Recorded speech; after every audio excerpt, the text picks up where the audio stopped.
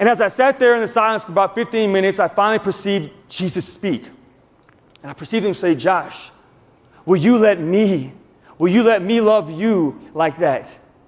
Will you let me love you the way that she allows him to love her? Will you be that vulnerable with me? Will you let me love you? And so I decided to give Jesus a dose of his own medicine, and I was silent.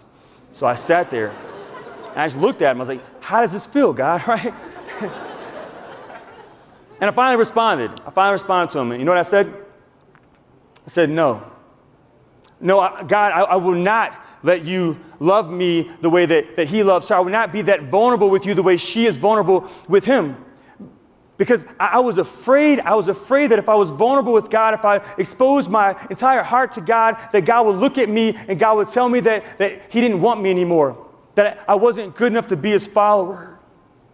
See, because after my conversion, I still struggled with sin. I thought that I'd have an encounter with Christ, and that after my encounter with Christ, I'd be so in love with Christ that I would never struggle with sin again. But I found myself going to confession every single week, confessing the same sins over and over again. I felt like St. Paul in the book of Romans, chapter 7, who writes, I do what I don't want to do, and what I don't want to do, I do.